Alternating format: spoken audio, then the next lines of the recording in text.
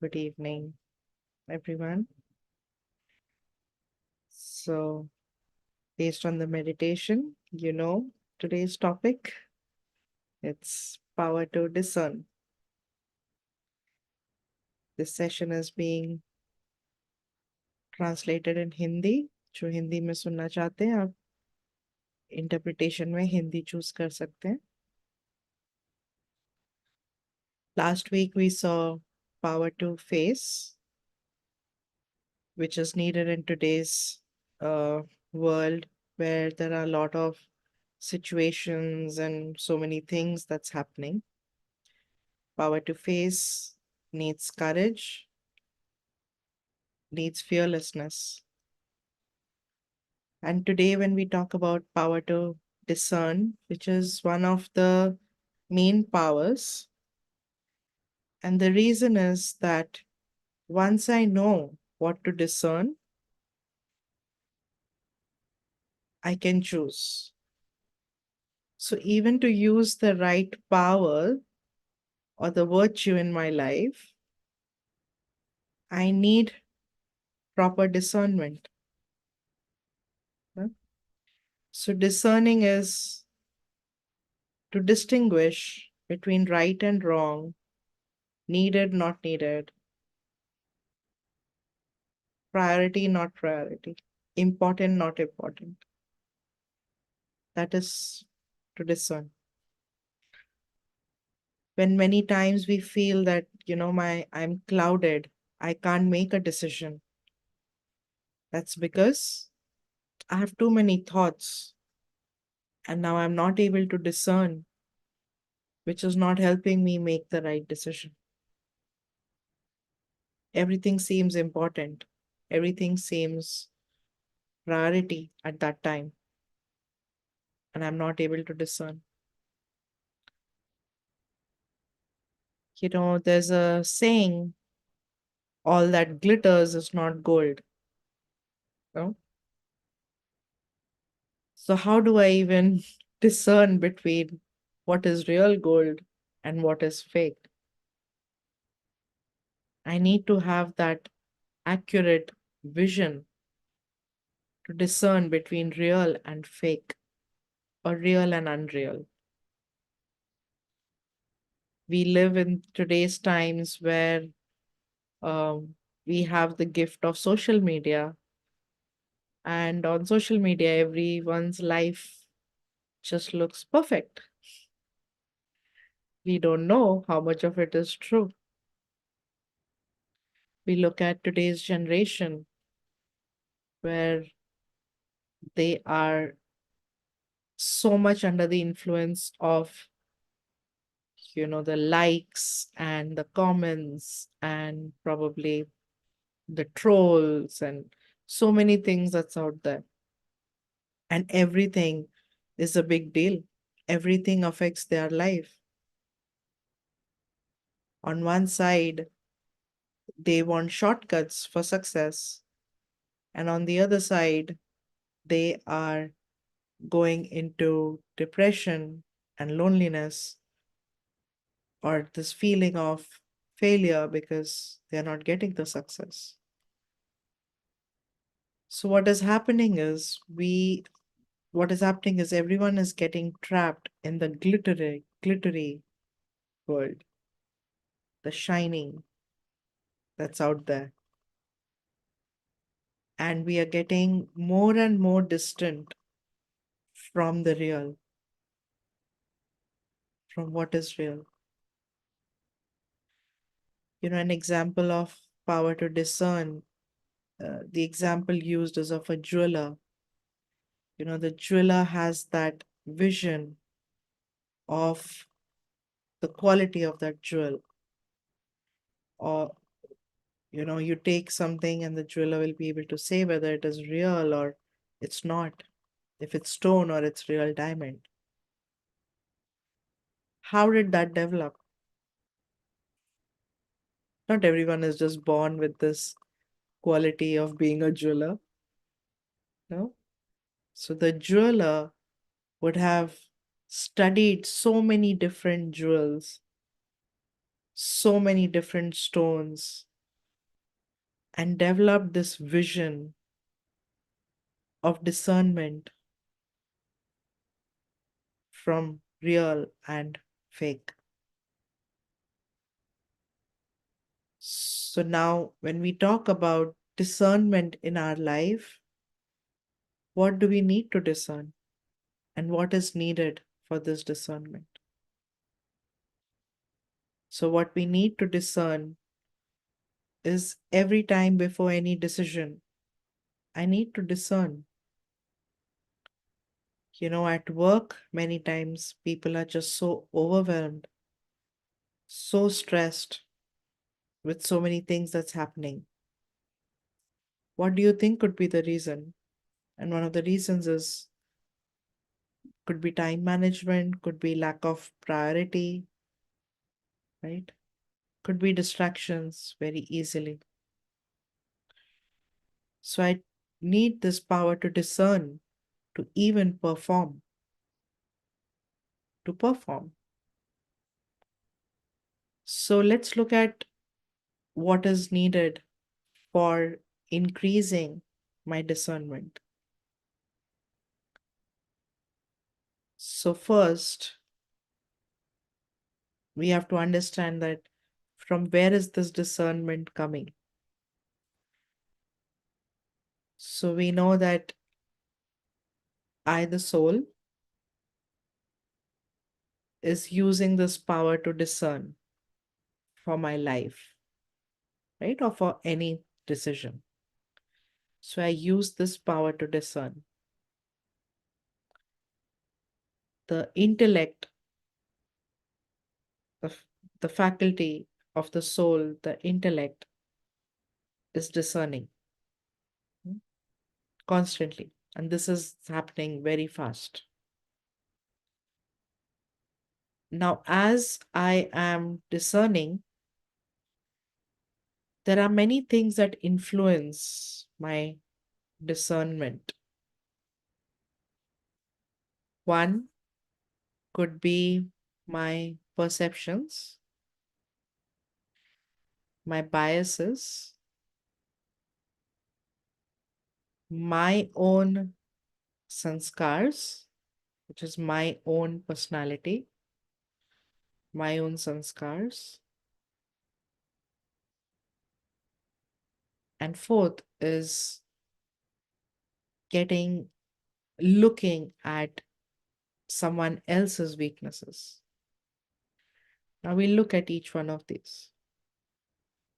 So the first one is my perception. Now, say for example,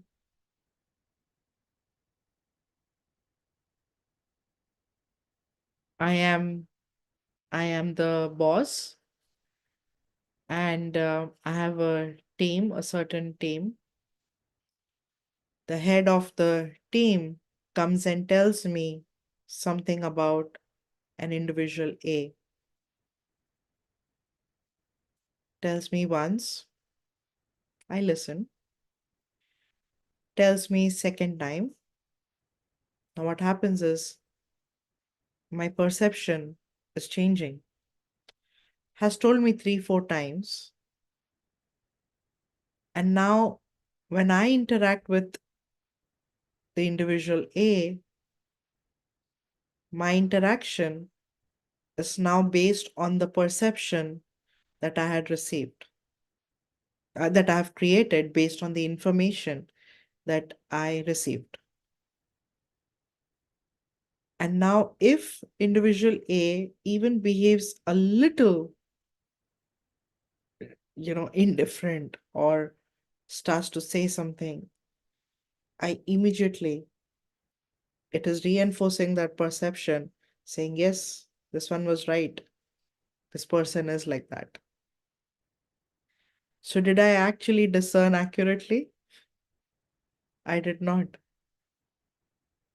because my discerning was influenced by a perception that was created because of a third person's information. So many times we do get influenced by people telling me something, Many a times, even before meeting someone, we say, right, um, what is it, what is that saying where, you know, your something precedes your personality. So what I've heard about you is actually it precedes your presence. So I am actually in a perception that the person is going to be a certain way, but sometimes we meet them and they are completely different. And we say, oh, you're not how I heard you are, or you are different. Because I'm giving, I didn't get 100% influenced by the information I received. So I did have some room to get into that experience of knowing the other person. Yeah, reputation precedes personality. Thank you. No? So sometimes the reputation that anybody creates of someone, uh, it just overpowers their actually true personality. So we have to be very, very mindful of what perceptions am I creating. And if we see, actually, it's all about perception in today's world. I have to give my boss the perception that I'm performing. I have to give of the perception that, I am better than others. It's not the silent way where once you get your job done and, your boss will know that, yes, you're working, but you actually have to keep proving. You have to keep proving. That means you have to give certain perception to certain people because now even their discernment is different, right? So when I look at myself, I have to keep checking, am I getting influenced and creating a perception in this situation? Is this influencing my intellect to discern? Okay. The second is biases. Now, what are biases? Biases are, there's like a cultural bias. There could be, sometimes biases are mostly like a little bit of favoritism, right? So I'm biased towards you. So biases could be like a cultural bias, or it could be the language bias. It could be, um, the my past friendship bias and things like that. So many a times our discernment is influenced because of the biases.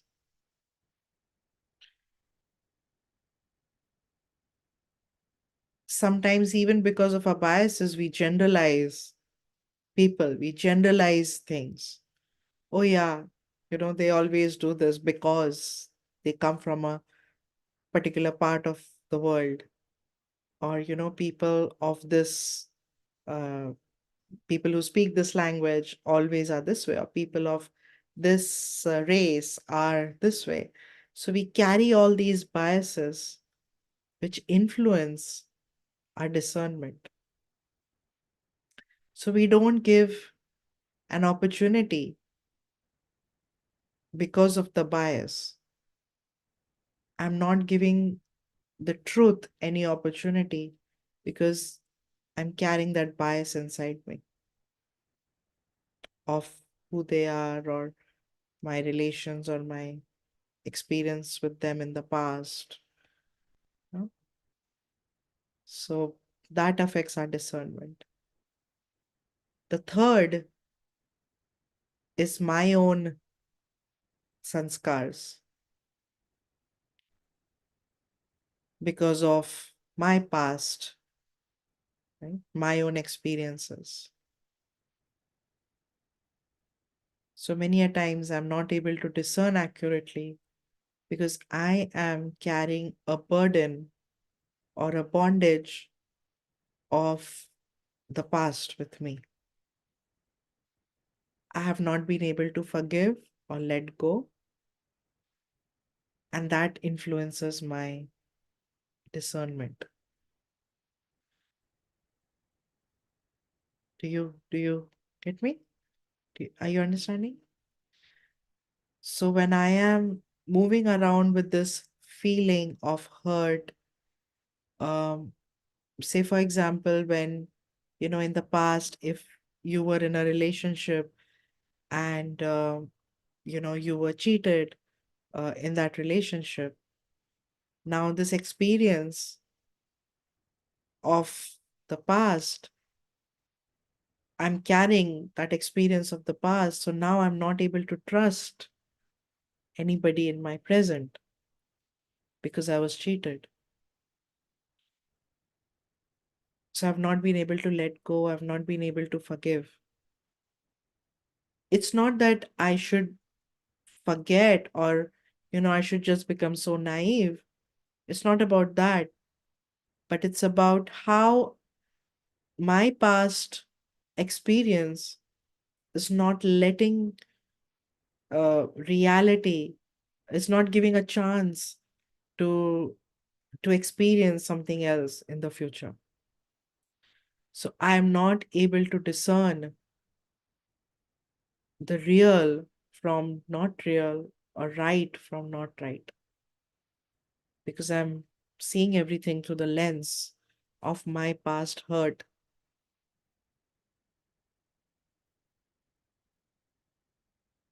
And then the fourth is when I'm stuck at only looking at weaknesses of others.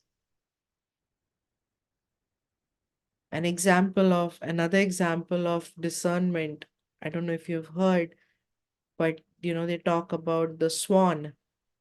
The difference between a swan and a stork is that the swan would always choose the jewels. Hire, they will choose diamonds and jewels.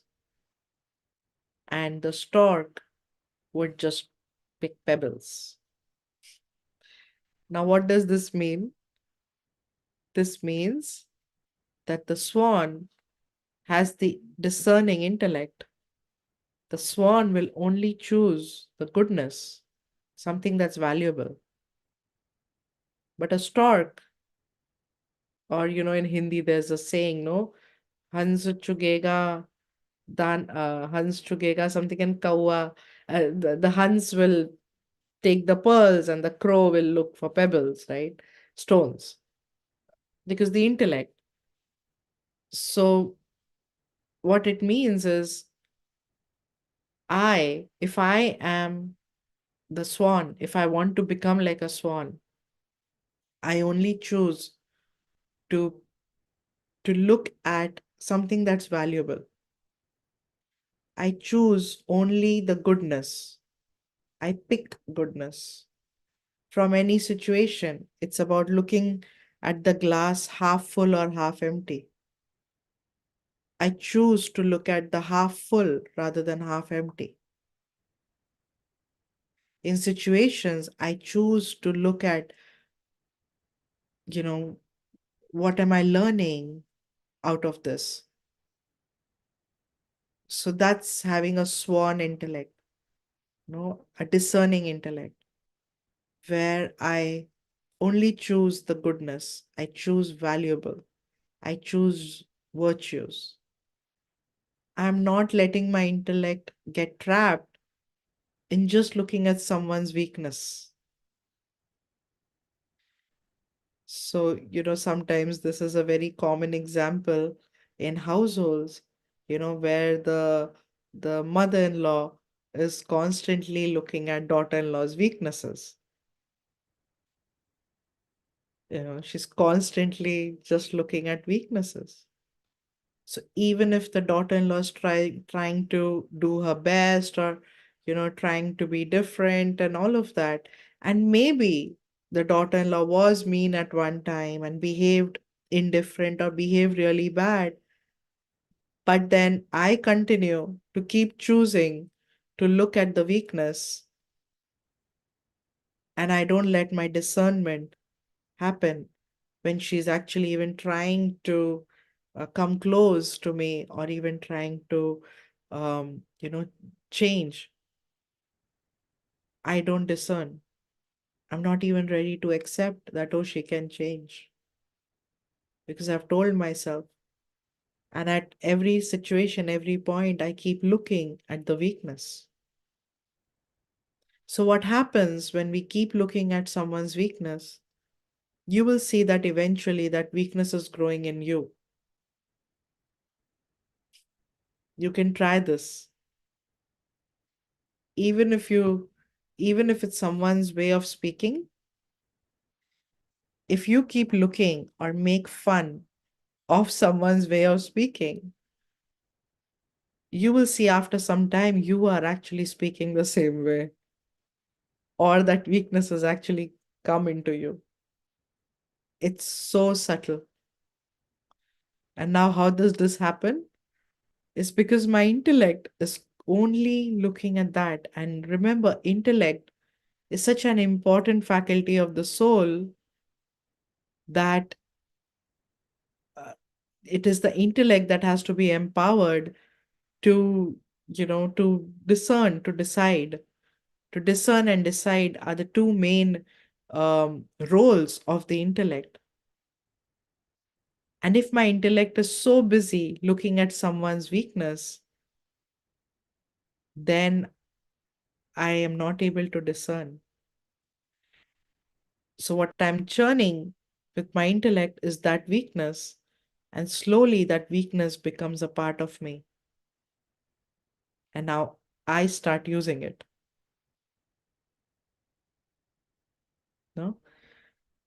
So, it's not that I think someone's asking a question in the chat that, so should we let go of the past? Is that the question? You can ask the question, Smita. Should we let go of the past?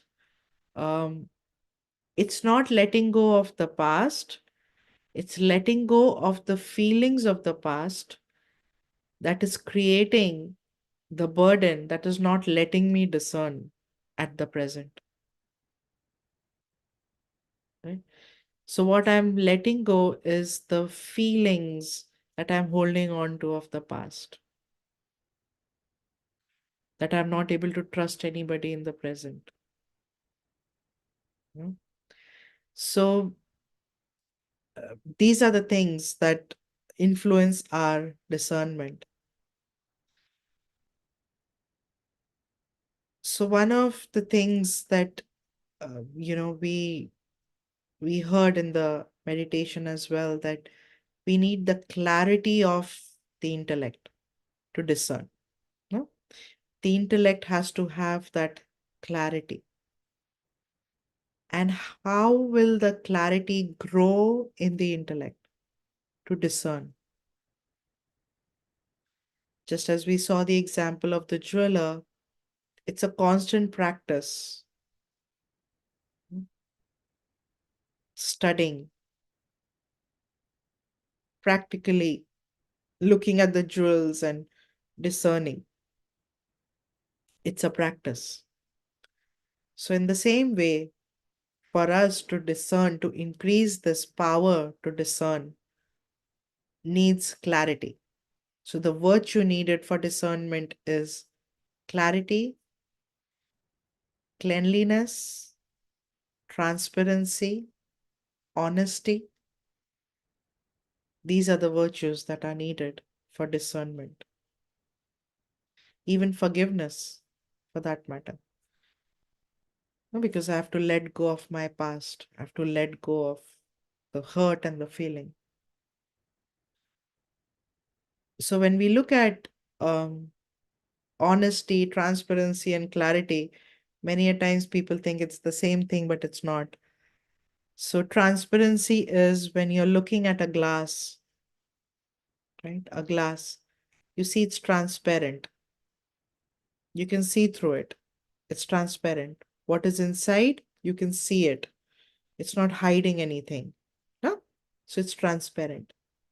So, the meaning of me being transparent, I, the soul, have to be transparent means that I'm real. I'm not hiding anything. clarity means where I don't have any stains, where I'm spotless. I could look at the glass which is transparent, but if the material or if there are stains, if there's all that, I cannot see clearly. So clarity means spotless.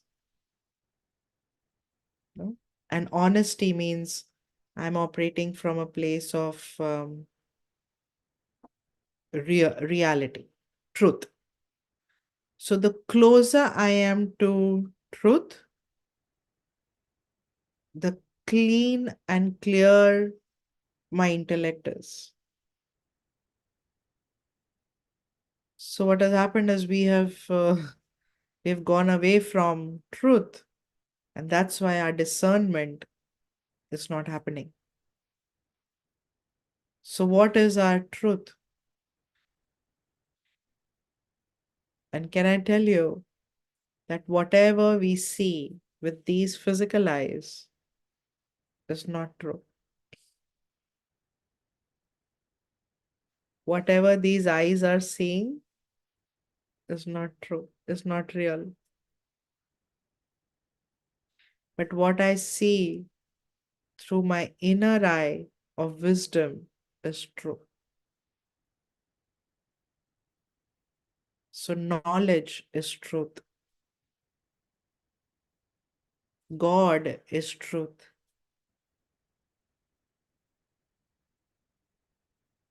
So knowledge is truth. When I distance myself from knowledge, real knowledge, the reality of who I am, my discernment is becoming less and less. So think about this time in the world where there was peace and prosperity and happiness. This time where everyone lived in their truth of who I am. Everyone lived in harmony because there was no jealousy, no competition, no comparison. I lived from a place of security. I lived from a place of abundance and attainment. That was my truth. But slowly, as time changed and I started getting influenced by my insecurities and this feeling of lacking, having less, and looking at someone and they have a little more than I have, my insecurities and this feeling of lacking took me away from the truth.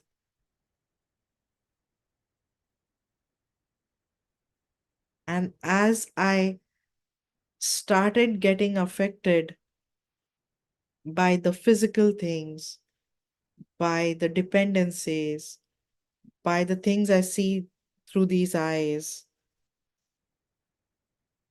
I became more and more distant from truth. And what happened is my intellect became more and more clouded. And because my intellect became clouded, or look at it like a layer of, you know, all these insecurities and everything, clouded the intellect, and my capacity to discern decreased. The other thing is even a lot of waste thoughts. When I get trapped into thinking of why, what, how, who, again, my intellect is just getting trapped in all of these limited questions and things. And I lose this capacity of discerning. So a discerning intellect will operate from a place of honesty, reality, and being full. Nothing is lacking in my life. When I operate from this place of being full, I can discern better. Think about it. Think about it that you have $1 million in your bank and you are living a life with $1 million in your bank.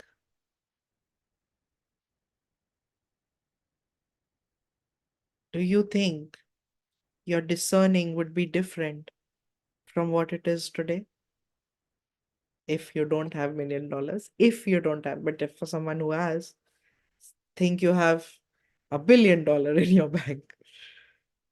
But do you think this feeling of security, this feeling of having enough or abundance will change my discerning and even my decisions? Do you think it will? And someone might have $1 million, but still operate from a place of lacking and will still have insecurities. What do you think will be their discerning and decisions? So, very important is operating from abundance. Don't have insecurities. Don't think that if I had that and if.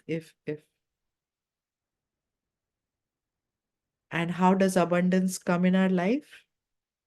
Abundance comes in our life through, of course, meditation, but also reminding myself that whose child am I? I'm God's child. I am God's child. My Father is the Almighty Authority. So I am Master Almighty Authority.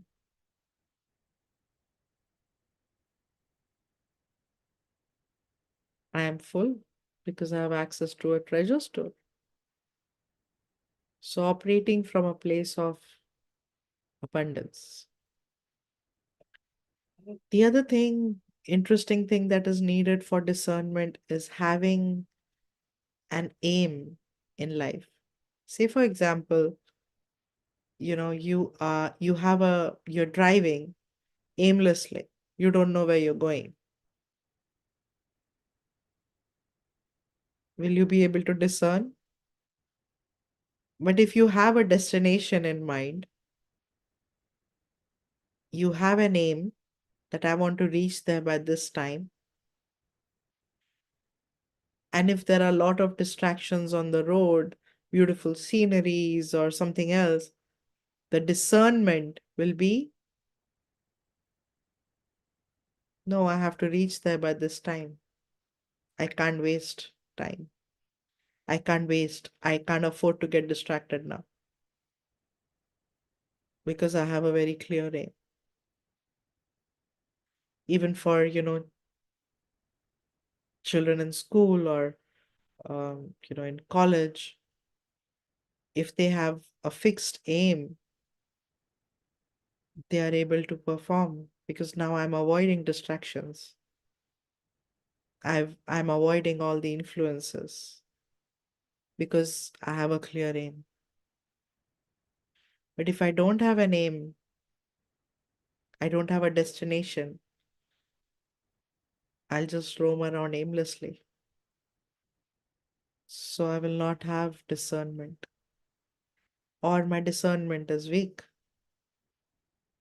because I'm not operating from having an aim. So having an aim is really, really important. And not just having physical, purpose or aims like, oh, I want to become a team leader in so many years, or I want to, uh, it's good to have that, but also having spiritual aim, spiritual purpose on how do I see myself a year from today? How do I want to see myself a year from today? Do I want to see myself same stressed and going through the same things, or do I want to see something different? So having that, a destination or aim is really important, because now when I have this aim and I have that clear aim, I know I will not get distracted. I remember a time when I was in college, and I had written in my um I used to have like a bookshelf, like and every day when I opened it to take my books, I had put a sticker in the big one, and that it read uh, that come what may, I am the topper. Come what may, I am this. And I used to read that every day. And guess what? I actually became the topper. So to look at something, I have an aim that I am this. Not that I will be, but I am this. When I have the aim that I am a topper, I start operating from that awareness. I'm giving this subtle thought, the subtle power to myself that I am this. So now, if I was wasting time on getting into distractions, this awareness that I was creating would tell me,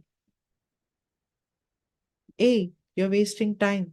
You've, you are the topper. You can't be doing this. Come back on track.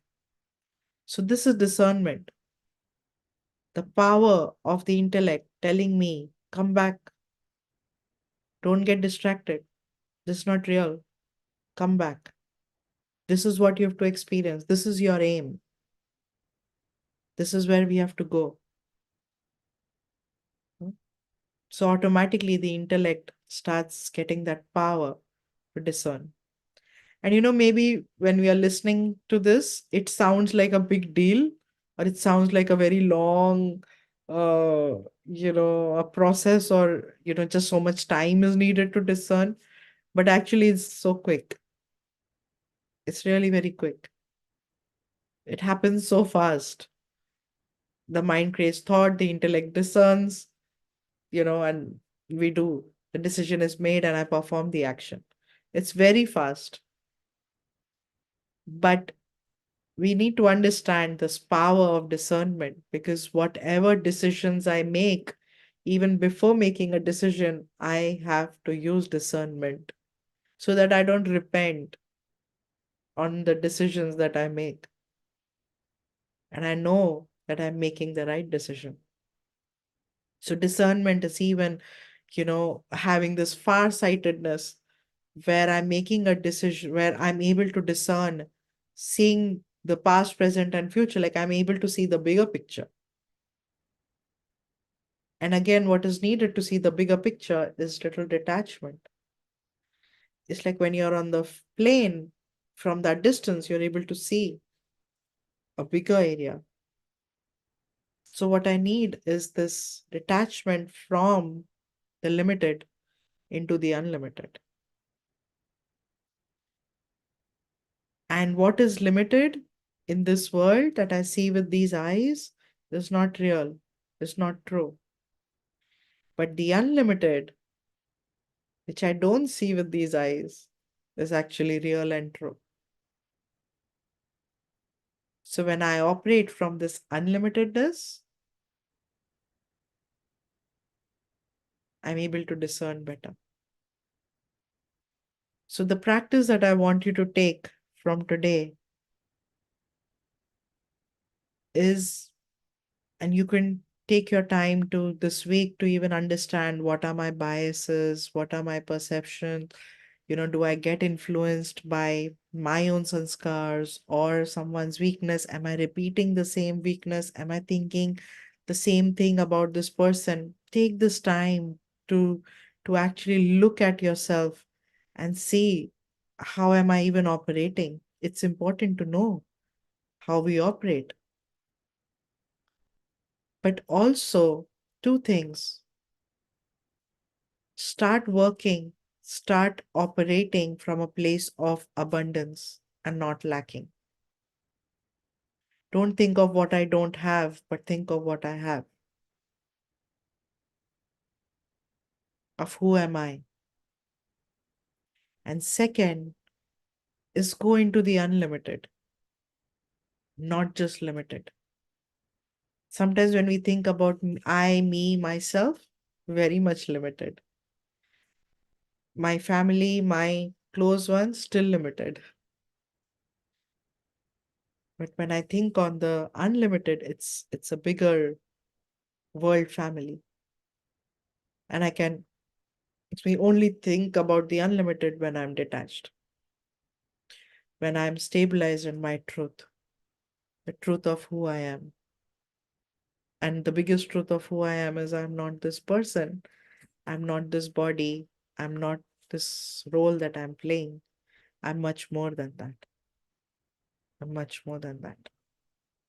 So that is discovering the power within, the power to discern. Okay. So let's end with meditation.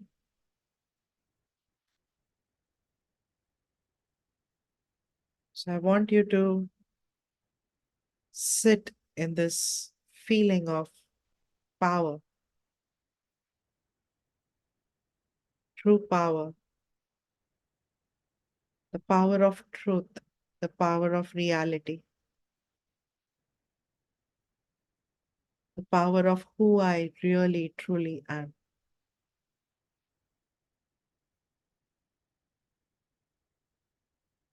I am a powerful, master, almighty authority soul.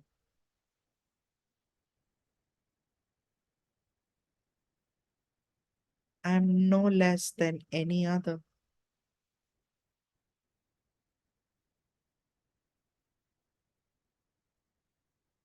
But because I'm trapped in the feelings of the past, in perceptions, in biases, I'm trapped in waste thoughts.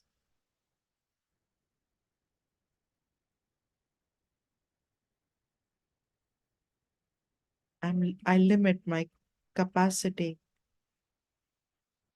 to shine, to discern, to prioritize.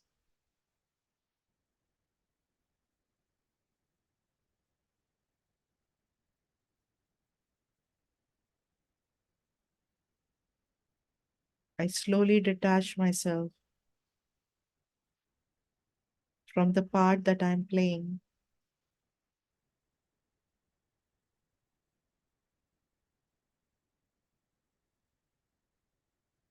and I see myself as a third person.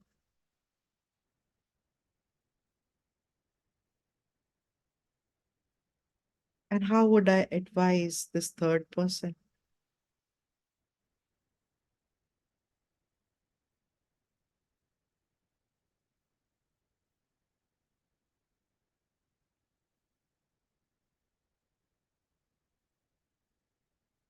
I become non judgmental,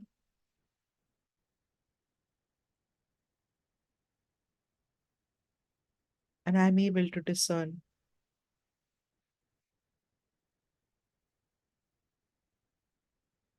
When I start operating from a place of abundance, I'm full of all treasures because I'm connected to the treasure store, God,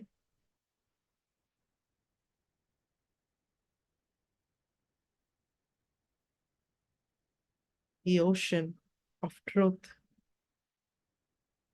truth himself.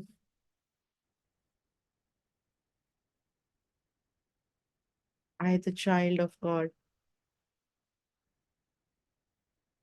have access to this truth.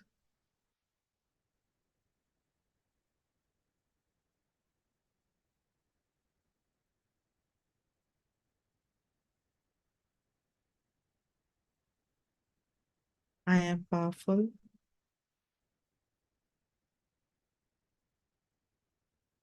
I am full